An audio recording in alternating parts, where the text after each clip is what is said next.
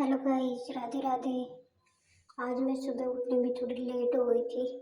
मेरे अलार्म नहीं बजा, पता नहीं रात को मैं शायद लगाना भूल गई थी। उठ के मैंने पानी पी के पढ़ाई शुरू की। तो वही मैंने आज 2 ही घंटे पढ़ाई की क्योंकि मैं लेट हो गई थी इसलिए। जिसमें मैं आर्ट एंड कल्चर, ज्योग्राफी का रिवीजन करती हूँ। उसके बाद मैंने सुबह नहा धो के पूजा करके सबसे पहले नारियल पानी पिया। क्योंकि आज मुझे तो थोड़ी गर्मी सी लग रही थी। अब थोड़ी सर्दी कम हो गई है तो मैंने सुबह सबसे पहले नारियल पानी पिया। उसके बाद मैंने जाके खाना अपने हस्बैंड का लंच बॉक्स तैयार किया और अपने लिए ब्रेकफास्ट। फिर हमने ब्रेकफास्ट किया। उसके बाद मैंने थोड़ा रेस्ट करके मैं 10:30 बजे दूसरा स्लॉट के लिए पढ़ने बैठ जाती हूँ, जो कि 12:30-1 बजे तक हो जाता है, जिसके अंदर मैं ये दोनों जो राजस्थान बोर्ड की बुक है इनसे एक एक चैप्टर और उसके साथ जो PYQ होते हैं RS के एग्ज़ाम के वो किए। तो मैंने आज इसमें जो मेले वाला चैप्टर है वो किया था आर्ट एंड कल्चर में, और जो हिस्ट्री है उसमें जो जनजातीय आंदोलन है वो किए थे। यहाँ से फैक्ट बहुत पूछे जाते हैं। मेले वाले में तो मिलान वाला क्वेश्चन आ जाता है और जो आंदोलन वाले क्वेश्चन है उसमें फैक्ट पूछे जाते हैं। तो मैंने दोनों बुक से ये दोनों चैप्टर कवर किए थे। मैं इनको अच्छे से अंडरलाइन करके कवर करती हूँ। उसके बाद मैं इसके PYQ लगाती हूँ। PYQ के एक्सप्लेनेशन होती है वो पढ़ती हूँ तो अच्छे से कवर हो जाता है।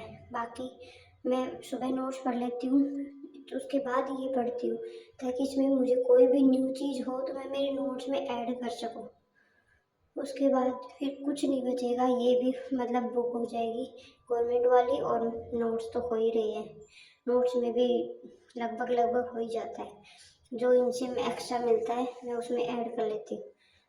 उसके बाद मैं इसके PYQ के भी कई क्वेश्चन ऐसे हैं जो मतलब अपन किसी तरीके से सोच के चलते हैं बट वो कैसे पूछ लेते हैं, तो साथ के साथ PYQ करना भी बहुत अच्छी बात है। जैसे मिलान वाले क्वेश्चन थे इसमें भी, मेले वाले में भी, और सबसे ये याद नहीं होते हैं। सबसे ज़्यादा दिक्कत करता है कि कौन सा मेला, ये याद हो जाता है कब भरता है, महीने याद हो जाता है, बट वहाँ उसमें जो होता है कृष्ण पक्ष और शुक्ल पक्ष उसमें जाके चीज़ें अटक जाती है। फिर मैंने लंच बनाया, लंच किया, फिर थोड़ा धूप में बैठे, फिर थोड़ा रेस्ट करके और फिर मैं आज दिन में थोड़ा सा काम किया घर का। फिर शाम 3:30 बजे सीकर दूसरा स्लॉट लेके बैठी, जो कि ये नागरिक विद्रोह थे।